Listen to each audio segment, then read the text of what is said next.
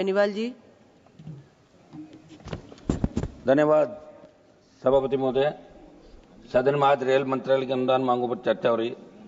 सदन के विद्वान साथियों ने अपनी बात रखी। सभापति महोदय, हम मंत्री जी से जब पूछते हैं कोरोना से पहले बुजुर्गों को रेल किराए में जो रियायत दी जाती थी उसे बंद कर दिया, इसका क्या करेंगे?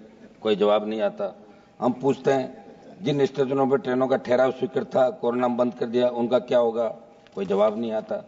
हम पूछते हैं मंत्री जी से कि जिन स्थानों के मध्य नई रेलवे लाइनों हेतु सर्वे की स्वीकृति हुई, वहां क्या हुआ?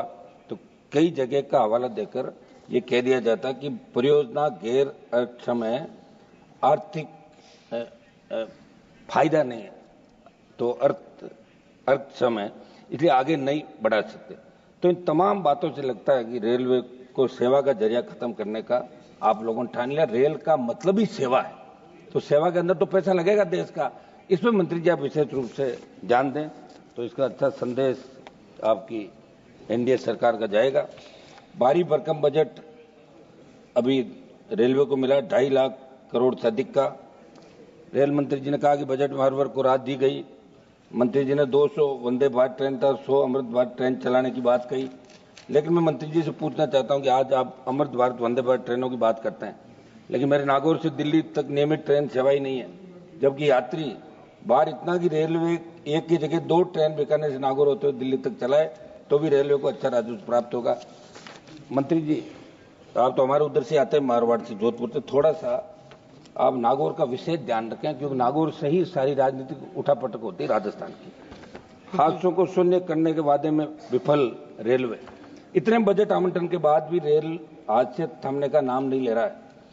मंत्री से पूछना चाहता हूं कि आखिरकार कहां है हादसों को शून्य करने का रेलवे का वादा? मार्च 2022 में सिकंदराबाद के पास कवच के ट्रायल में खुद मंत्री जी शरीक हुए। उस वक्त ये दावा किया गया कि कवच भारतीय रेल में हादसों को रोकने की सस्ती और बेहतर तकनीक है, लेकिन अब तक सभी जगह कवच क्यों नहीं लगे, ये भी चिंता की बात है। स्टेशनों पर भीड़ प्रबंधन में रेलवे की विफलता। अभी 12 मार्च को रेल मंत्री जी ने मेरे एक सवाल के जवाब में कहा, माघ कुंभ के दौरान 13 जनवरी 2025 से 28 जनवरी 2025 तक 4.24 करोड़ यात्रियों के लिए आवागमन हेतु 17,300 से अधिक गाड़ियां परिचालित की गई। मैं आपसे पूछना चाहता हूं कि बीकानेर से नागौर होते हुए और जोधपुर से मेड़ता होते हुए प्रयागराज तक के रूट की तरफ आपने ध्यान ही नहीं दिया। उल्टा इस मार्ग पर चलने वाली हावड़ा एक्सप्रेस को कई बार रद्द कर दिया गया। मारवाड़ में लोगों को भारी तकलीफ उठानी पड़ी। जहां से आप आते हैं, दिल्ली में जो स्टेशन पर हादसा हुआ, मंत्री जी मैं कहना चाहता हूं इस भगदड़ को दुर्घटना का रूप आप नहीं दें। ये गैर इरादतन संदोष हत्या इसके अंदर मानी जानी चाहिए। दिल्ली स्टेशन पर हुए हादसे को रेलवे प्रशासन ने सार्वजनिक दायित्व के प्रति घोर लापरवाही दिखाई, इसलिए उन सभी लोगों के खिलाफ हत्या का मुकदमा दर्ज होना चाहिए जो इस हादसे को रोक सकते थे। ये बात मैं इसलिए कह रहा हूं कि भीड़ का दबाव कम करने के लिए 4 अतिरिक्त ट्रेनों की व्यवस्था हादसे के बाद की। अगर वो पहले ही कर देते तो दिल्ली रेलवे स्टेशन में इस तरह हादसा नहीं होता और दर्जनों लोगों को मौत के मुंह के अंदर नहीं जाना पड़ता। मंत्री जी, ऐसा हादसे पहले भी हो चुका है। 2013 में प्रयागराज स्टेशन में ऐसा हादसा हुआ। 17 के अंदर मुंबई के एक स्टेशन हुई भगदड़ में 22 लोगों की मृत्यु हुई। विगत वर्ष बांद्रा टर्मिनल स्टेशन भीड़ प्रबंधन सिस्टम लगाने की बात रेलवे ने की और दावा किया कि सेंसर आधारित सिस्टम से पता चल जाएगा कि स्टेशन पर कब और कहां भीड़ को नियंत्रित करना है। लेकिन नई दिल्ली रेलवे स्टेशन पर हुई भगदड़ ने स्पष्ट कर दिया कि बड़े स्टेशनों पर ऐसे सिस्टम लॉन्च नहीं किए गए और इससे भी ज्यादा दुख होता है कि एआई आधारित तकनीक से बड़े कार्यों का दावा करने वाले तंत्र में रेल के साथ आईटी मंत्रालय का भी जिम्मा आपके पास है। मंत्री जी, दोनों मंत्रालय आपके पास है। मैं उनकी दोहरी इसके अंदर नाकामी रही अपने दोनों महकमों की सामने। इसलिए मेरी मांग है कि बड़े स्टेशनों में भीड़ का प्रबंधन नियंत्रण करने के लिए ठोस और कारगर उपाय किए जाएं ताकि ऐसे हादसों की पुनरावृत्ति नहीं हो। सभापति महोदय, मैं मेरे इलाके की तरफ आता हूं। स्टेशन के माल गोदाम की पट्टियों की मैं नागौर से शुरू करता हूं। मेरे वहां पे एक वाकया हुआ साहब, रेलवे स्टेशनों का जो कायाकल्प आप कर रहे हैं, रेल मंत्री जी का ध्यान मेरे नागौर जिला मुख्यालय रेलवे अमृत भारत स्टेशन योजना के अंतर्गत हो रहे कार्य की तरफ ध्यान दिलाना चाहूंगा।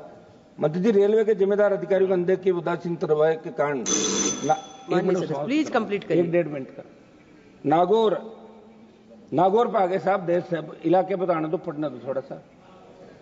अधिकारियों के अंदर की उदासीनता रवैये के कारण नागौर के लोग पिछले 2 साल से परेशान है। बिट्टू जी नोट करो आप, अमृत भारत स्टेशन योजना के तहत जिला मुख्यालय के रेलवे स्टेशन का कायाकल्प करने की बजाय कबाड़ा ठेकेदारों ने कर दिया। रेलवे के जोधपुर डीआरएम ने नागौर का दौरा किया, लेकिन उसका असर बिल्कुल नहीं दिखा। स्टेशन के माल गोदाम की पट्टियों की छत हटाए बिना उसके ऊपर आरसीसी की छत बनाने से खराब हुई पट्टियों की छत व दीवार के साथ रेलवे स्टेशन मुख्य द्वार के आगे बन रहे पोर्च में बढ़ती अनियमितता को समाचार पत्र ने उजागर किया। मेरी मांग है कि केंद्र की एजेंसी इस मामले में जांच करें। कुछ मेरी डिमांड है, आपके अंदर रख दूं 1-2 मिनट के अंदर साहब, 1 मिनट लास्ट। नहीं कंप्लीट करिए, कंप्लीट 1 मिनट। नागौर जिले के मेड़ता रोड से नागौर होते हुए 1 मिनट में समाप्त कर रहा हूं सर, 1 मिनट के अंदर। नागौर जिले के मेड़ता रोड से नागौर होते हुए बीकानेर रेलवे लाइन के दोहरीकरण का कार्य स्वीकृत किया जाए। दिनांक 19 जुलाई 2024 को मंडल कार्यालय जोधपुर द्वारा नागौर संसदीय क्षेत्र के लाडनू, मकराना, कुचामन, सिटी, नावा, मारवाड़, मुंडवा, छोटी खाटू को अमृत भारत स्टेशन योजना में चयनित करने का प्रस्ताव रेलवे बोर्ड को भेजा। मेरी मांग है कि इन स्टेशन बड़ी खाटू को सम्मिलित करके जल्द से जल्द अमृत भारत के अंदर इसको लिया जाए। लास्ट मैं समाप्त कर रहा हूं सभापति महोदय, मेरी मांग है कि ट्रेन संख्या 22-463, 22-464 बीकानेर, नागौर, दिल्ली, सराय रोहिल्ला का संचालन नियमित करते हुए इसका नाम लोक देवता गौरक्षक वीर तेजाजी महाराज के नाम से रखा जाए। दूसरी ट्रेन संख्या 12-195, 12-196 अजमेर आगरा फोर्ट इंटरसिटी जो भरतपुर से होकर गुजरती है, इसका नाम 1 सेकंड साहब, इसका नाम अजय योद्धा महाराजा सूरजमल जी के नाम से रखा जाए। मंत्री जी इन सब बातों का करना दो साहब। हो गया। राजमोहन जी, माननीय सदस्य राजमोहन।